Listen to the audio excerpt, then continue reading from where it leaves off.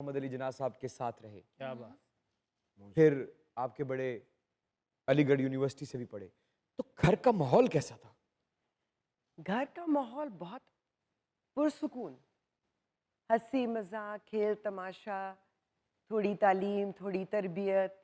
और सबसे खूबसूरत चीज़ जो थी ना वो ये कि हमारा घर हमेशा सबके लिए खुला होता था। आजकल जो मैं देखती हूँ ना, फला मेहमान आ गए हैं तो बच्चों की पढ़ाई डिस्टर्ब हो जाएगी, तो कमरे बेचारे कैसे अपने दे दें। हमारी तो ज़िंदगी गुजर गई, वही मोहम्मदी बिस्तरा लपेटो, निकालो, वापस लपेटो, स्टोर में रख दो, फिर रात को निकाल लो।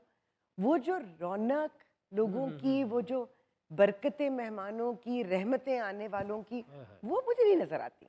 हमारा बचपन तो ऐसे ही गुजरा था। तो आपको क्या लगता है कि ये आहिस्ता आहिस्ता खत्म हो रहा था या जब कोविड का दौर आया? कोविड से बहुत पहले हो चुका है ये काम, इसी ने सबको लगा दिया है ना। कोने में बैठ जाओ, चार लोग बैठे हुए होते हैं, लगता ही नहीं कि आपस में रिश्तेदार हैं। कोई गुफ्तगू ही नहीं होती, गुफ्तगू ही नहीं होती। अब मैसेजेस भेजे जाते हैं, इमोजीज।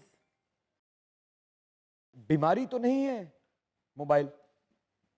अगर आप उसको अपने ऊपर मुसल्लत कर लेंगे तो बीमारी बन जाएगी।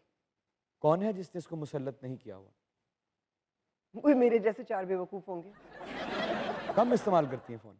कब, जरूरत के तहत, और फोन करने के लिए इस्तेमाल करती हूँ। जैसे आपने कहा कि अच्छा अच्छा सोचो, तो चेहरे का हुस्न और रानाई तरोताज़ा रहती है। इस तरह तो आपके अंदर पॉजिटिविटी का पूरा नियाग्रा फॉल होगा जो जो आपने अपने आप को, या अल्लाह ताला ने आप पे इतना करम करके रखा। लेकिन आपने सारी ज़िंदगी, जो आपके शोज़ भी रहे, जो आपने बहुत से लोगों की मेंटल हालत को भी ठीक किया। मेंटल हालत ठीक करने के लिए पहले वो बात सुननी पड़ती है। बिल्कुल। तो सुनते सुनते कभी खुद मुश्किल में पड़ी? बहुत दफ़ा, बहुत दफ़ा।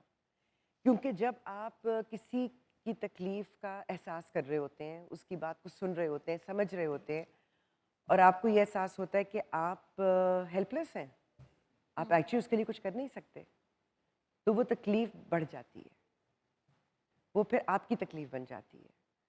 और कई ऐसे मकामात आए जहाँ मुझे लगा कि मैं ये काम नहीं कर सकती, मुझे छोड़ देना चाहिए, क्योंकि मैं किसी काम तो आ नहीं रही हूँ, मैं तो खुद तकलीफ़ में मुब्तला हो रही हूँ। तो तब अल्लाह ताला जन्नत नसीब करे, मेरे शौहर ने मुझे कहा कि I didn't think you were a quitter. तो अगर तुम किसी एक की मदद नहीं कर सकती, तो वो 1000 जिनकी मदद कर सकती हो, उनका भी नुकसान हो जाएगा। क्या? So that was always a motivation कि अच्छा ये नहीं कर सकती तो चार काम और तो कर ही सकती हूँ ना।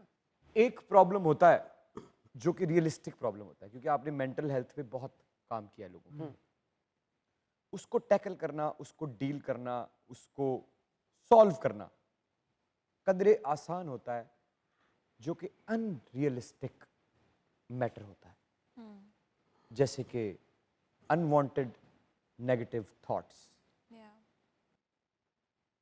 ऐसे लोगों पर कैसे काम किया आपने, और इन थॉट्स को रोकने का या इन थॉट्स को टैकल करने का क्या तरीकाकार है? कोई भी मसला अगर आपने हल करना हो तो पहले उसे फेस करना पड़ता है, पहले उसके बारे में बात करनी पड़ती है। अगर आप कम्युनिकेट ही नहीं कर पाते, आप किसी से बात कर ही नहीं पाते, तो फिर वो आपके अंदर ही रह जाता है, और वो फिर आपके थॉट्स जो हैं बीमारियां बनकर आपको लगते हैं, बिकॉज कहीं से तो उन्होंने निकलना होगा। तो अगर आप किसी से बात कर लेते हैं, किसी से शेयर कर लेते हैं, कोई आपको मशवरा दे सकता है, और कई दफ़ा आपको मशवरा नहीं दे रहा होता, वो सिर्फ सुन रहा होता है, लेकिन वो बोलने में और उससे कम्युनिकेट करने में आप वो गुत्थियां जो है ना सुलझाते चले जाते हैं। आप अपनी आवाज़ खुद सुन रहे होते हैं।